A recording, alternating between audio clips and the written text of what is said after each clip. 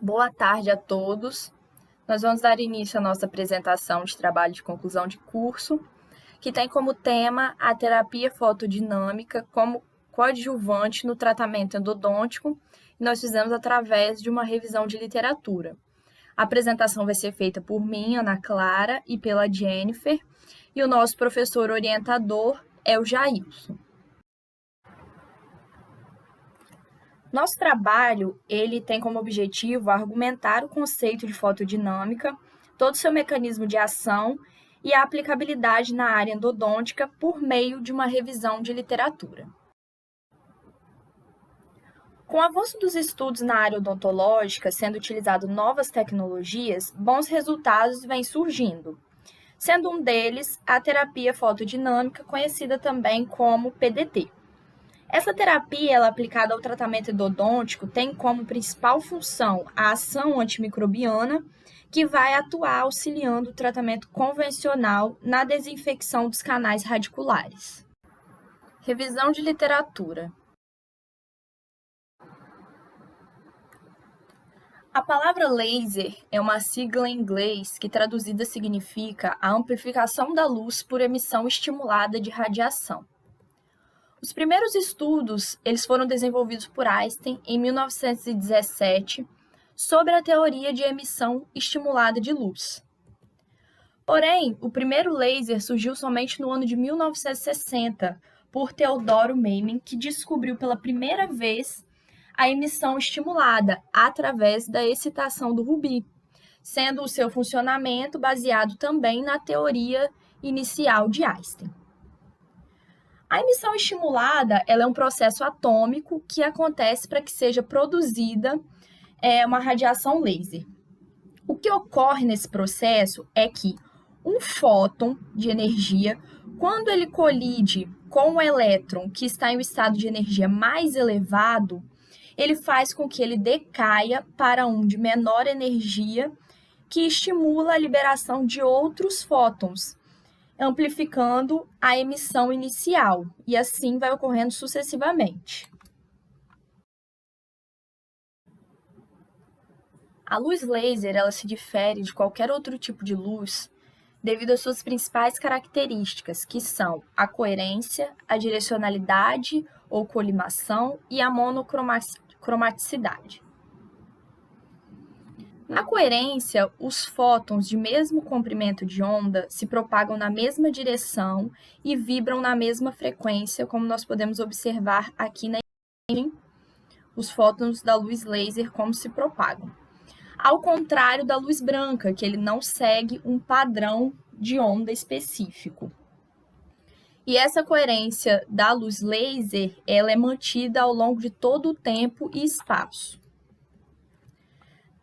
Na direcionalidade ou colimação, os fótons eles vão se propagar em uma única direção sem grande divergência. Ou seja, um feixe de laser ele sai da fonte com um diâmetro e chega ao seu destino com um diâmetro parecido. Ele mantém um paralelismo durante esse percurso. E a monocromaticidade, os fótons que compõem a luz laser, eles apresentam o mesmo comprimento de onda, sendo assim uma única cor, uma luz pura e muito importante em relação à absorção seletiva do tecido humano. Aqui nós podemos ver o espectro eletromagnético e a luz visível, que está entre o infravermelho e o ultravioleta, com todas as cores e os comprimentos de onda específicos que vão determinar cada cor do espectro.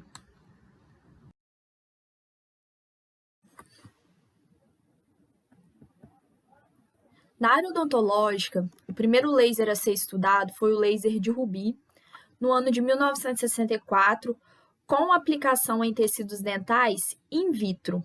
E pôde ser observado que este tipo de laser ele formava crateras e fusão de esmalte e dentina. Mas ainda era necessário muitas outras pesquisas sobre esse assunto. E aí que a primeira aplicação do laser de rubi em dentes in vivo foi realizada em 1965 e relatado que o paciente não sentiu dor durante o ato operatório e nem depois. Porém, neste mesmo ano, puderam evidenciar que a aplicação do laser de Rubi em dentes causava danos térmicos à polpa dental e levando também à destruição de dentinoblastos, bem como a necrose tecidual. Muitas pesquisas foram desenvolvidas e inúmeros tipos de aparelhos foram testados, como o aparelho de dióxido de carbono, o neodímio IAG, o Herb-IAG e o argônio. Os lasers da família IAG, eles possuem como meio ativo um cristal transparente de hidroalumínio, conhecido como Garnet.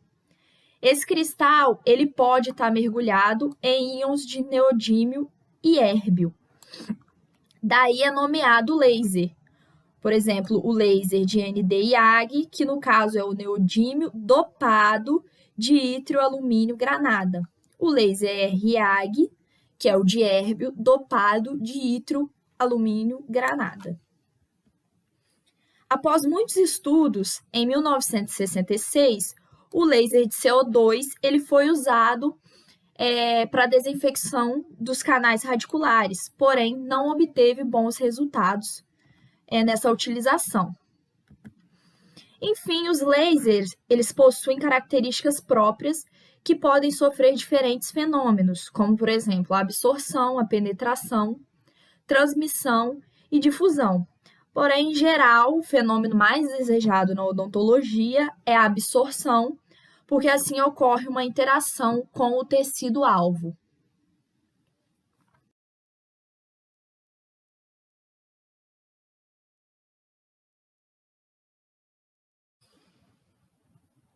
Os lasers, eles são divididos em duas classes.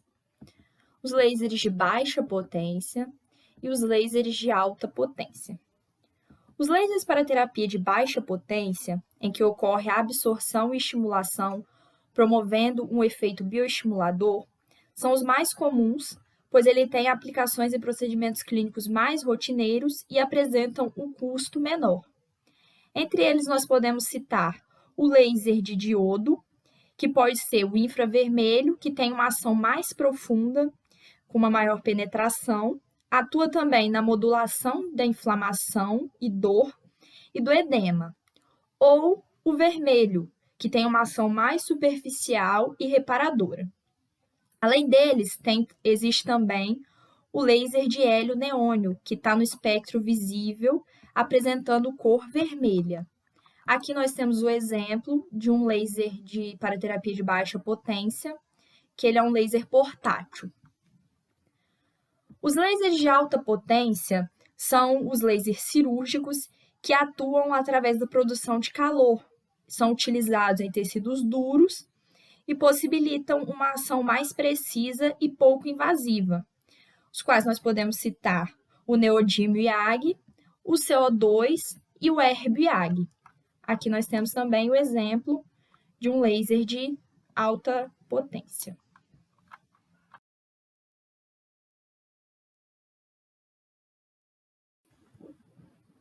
Os lasers de baixa intensidade, eles foram produzidos para desenvolver um efeito terapêutico, agindo como um biomodulador tecidual. Para que tenha esse efeito, ocorre uma fototerapia atérmica, com energia caracterizada pela coerência, monocromaticidade e direcionalidade. Os seus efeitos eles ocorrem em nível celular, aumentando a atividade de proliferação celular. Suas aplicações mais comuns são na modulação da inflamação, promovendo um aumento da microcirculação local, aumentando o fluxo linfático com resultado da diminuição do edema. Na reparação tecidual, auxiliando no crescimento celular acelerado, aumentando a síntese de matriz extracelular, de colágeno e de matriz óssea, e aumentando também a absorção de cálcio e fosfato no tecido ósseo. Na analgesia, ele aumenta o potencial de ação do impulso nervoso no neurônio e aumenta também a síntese e liberação de endorfina e encefalina. Faz também a redução antimicrobiana, que é através da terapia fotodinâmica, mas vale sempre enfatizar que, por si só, o laser de baixa potência ele não tem uma ação antimicrobiana, Por isso que é necessário um agente fotossensibilizador e todo o protocolo da terapia.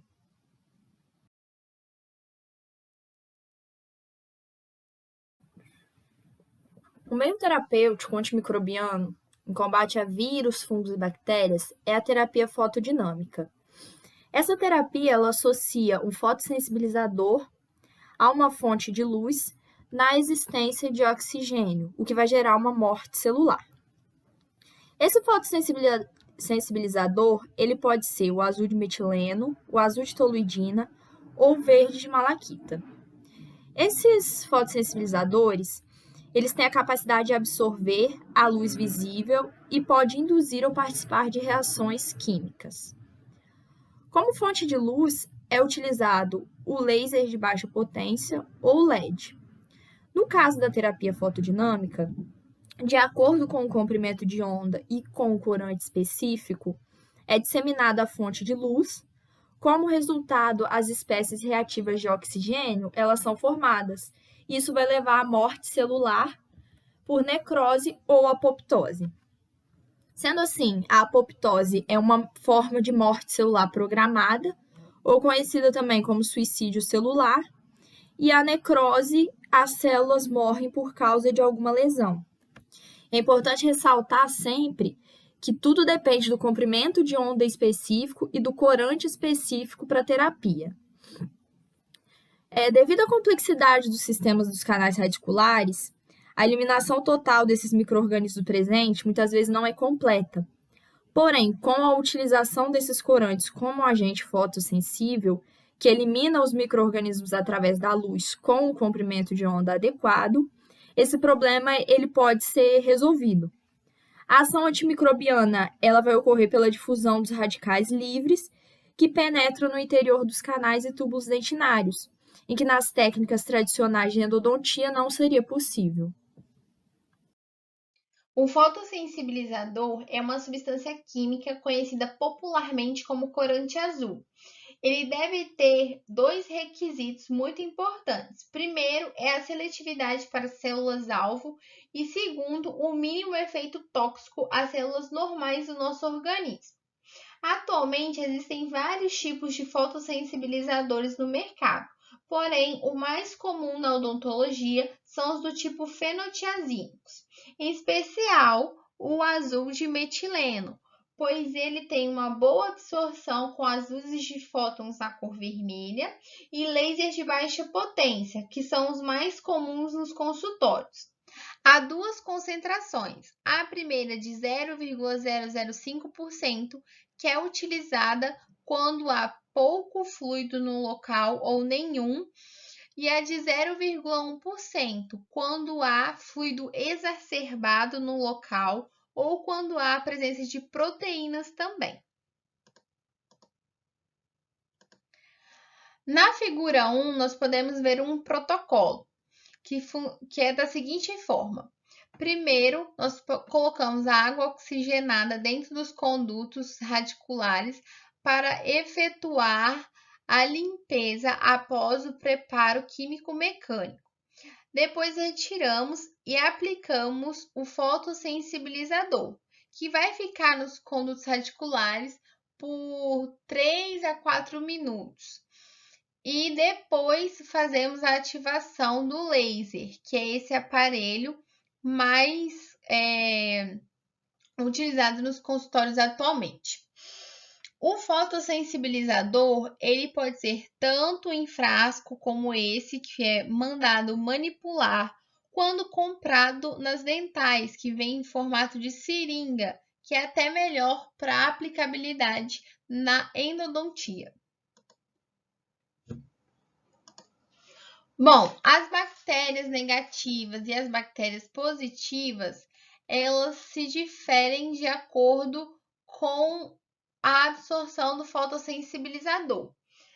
Porque o azul de metileno, ele é de natureza hidrofílica, com baixo peso molecular e carga positiva. Então, ele tem uma capacidade de entrar pelos canais das proteínas das membranas externas das bactérias gram-negativas, interagindo com as macromoléculas lipopolissacarídeas, contribuindo assim com a fotossensibilização aqui.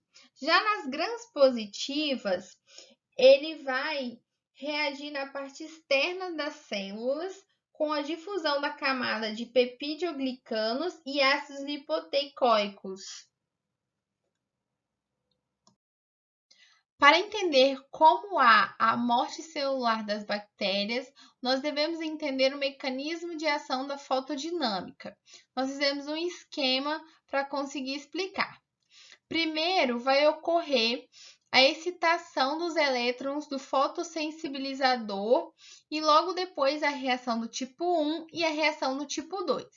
Então, o laser de baixa potência vai emitir a luz infravermelha que vai fazer com que o fotossensibilizador passe do seu estado neutro para o seu estado tripleto excitado, que vai, nesse estado, interagir com as macromoléculas da célula-alvo, liberando íons radicais. Dessa forma, eles vão interagir com o oxigênio do meio, liberando radicais livres. Radicais livres é uma substância prejudicial e tóxica à célula-alvo. Na reação do tipo 2, o fotossensibilizador no estado tripleto excitado vai haver uma troca de energias com a célula-alvo e vai liberar o oxigênio singleto, que também é uma substância tóxica à célula. Então, tanto a reação do tipo 1 quanto a reação do tipo 2 vão causar toxicidade à célula, levando à morte celular. É importante ressaltar aqui que não há diferenciação entre a reação do tipo 1 e a reação do tipo 2, pois elas ocorrem simultaneamente. O controle da infecção dos canais radiculares é realizado durante o preparo químico-mecânico, onde as limas removem mecanicamente os micro-organismos com o auxílio das substâncias irrigadoras. Mas estudos revelam que as falhas nos processos de desinfecção dos canais radiculares são pela permanência dos micro-organismos nos canais durante todo esse processo de tratamento endodôntico. Esses micro-organismos eles vão adentrar nos túbulos dentinários, canais acessórios, istmos e deltas apicais, e dessa forma vai dificultar a sua extinção, mesmo depois de ter feito uma excelente instrumentação do canal, usar a substância irrigadora e até mesmo medicação intracanal, algumas bactérias elas vão permanecer no interior deste canal. Assim como nessa imagem que mostra que após o preparo químico-mecânico, a resistência da bactéria Staphylococcus nos túbulos dentinários. E isso aqui pode causar uma reinfecção do canal radicular. Então, a terapia laser veio como um auxílio do tratamento convencional, porque ela vai ajudar no controle das bactérias, da resistência dessas bactérias que permanecem após o preparo químico-mecânico. A terapia endodôntica ela tem aumentado a sua eficácia devido ao avanço e aplicabilidade da tecnologia durante todo o processo de tratamento endodôntico. E a laser terapia ela veio justamente para isso, para aprimorar a técnica tradicional que nós já temos. Na figura 1, nós conseguimos ver um elemento 16 que já tem o preparo químico físico realizado, pronto para receber o fotossensibilizador. A figura 2, ele já recebeu o fotossensibilizador e está no tempo de pré-irradiação. Na figura 3, ele já está com a fibra óptica dentro dos seus condutos radiculares. Bom, esse sistema óptico aqui, ele tem uma maior aplicabilidade se ele for feito com essa fibra óptica, porque é ela que vai proporcionar que o feixe de luz seja direcionado diretamente dentro dos canais radiculares e o laser ele seja enviado de forma em movimentos helicoidais, atuando e distribuindo homogeneamente a luz e assegurando um desempenho melhor.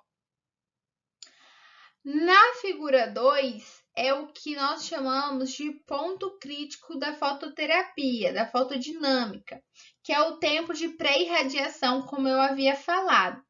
Nada mais é que o tempo que transcorre entre a aplicação do azul de metileno, do corante, e a ativação da luz pela fibra óptica, pois é nesse momento no qual o corante se une ao micro-organismo e ultrapassa a membrana. É importante ressaltar que o fotossensibilizador ele não sofre nenhuma alteração antes da luz ser ativada. Discussão. Segundo a análise dos estudos, a fotodinâmica ela é uma terapia bem promissora, acessível, de fácil manuseio e um bom custo-benefício, e bem aceita pelos pacientes também. Os estudos eles também revelaram que houve uma boa diminuição da carga bacteriana dentro dos canais radiculares. A laser terapia ela não é tóxica, não tem efeito colateral e impossibilita a resistência da microbiana. Na endodontia, ela é bem promissora como coadjuvante ao tratamento tradicional que nós temos. Porém, ainda há necessidade de mais estudos para complementar seu uso na área odontológica. Com essa revisão de literatura, nós podemos concluir que um dos grandes avanços na área odontológica foi o desenvolvimento do aparelho laser e a sua aplicação reduz muito o tempo de duração das cirurgias, o tempo de recuperação dos pacientes, auxilia nas complicações pós-operatórias e diminui os edemas. Na endodontia, ela também auxilia no controle bacteriano, porém, a fototerapia ela não é eficaz sozinha. E o outro fator a ser observado é o relato do manchamento da coroa dentária devido ao uso inadequado do fotossensibilizador, assim como a falta de um protocolo específico para utilizar nos casos endodônticos. Os benefícios da laser terapia são amplos, porém ainda há estudos e pesquisas a serem realizadas para obter mais conhecimento sobre a área e contribuir com seu uso na odontologia. Nós não tivemos a oportunidade de realizar um caso clínico de endodontia com a fotodinâmica como coadjuvante na clínica odontológica da FAESA. Entretanto, a doutora Vanessa Pandolfi nos concedeu um caso clínico gentilmente, no qual estaremos compartilhando com vocês. Na figura número 1, nós podemos ver o elemento 27 com um abscesso dentoalveolar agudo. Na figura número 2, nós podemos ver a radiografia inicial desse elemento.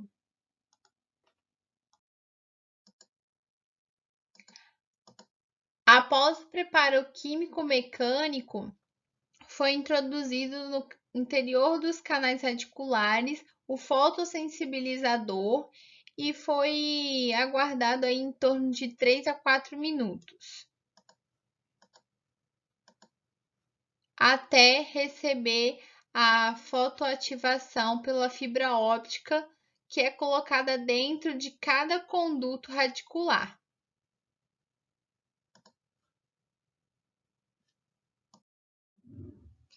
Aqui nós temos o acompanhamento radiográfico de todo o tratamento do caso clínico. A figura número 1 é a radiografia periapical inicial do elemento 27. A figura número 2, ela é da radiografia imediata após todo o tratamento endodôntico juntamente com a fotodinâmica. E a figura número 3 é o acompanhamento desse elemento após 6 meses de tratamento. Essas são as nossas referências nas quais pesquisamos os artigos para estar realizando o nosso trabalho de conclusão de curso.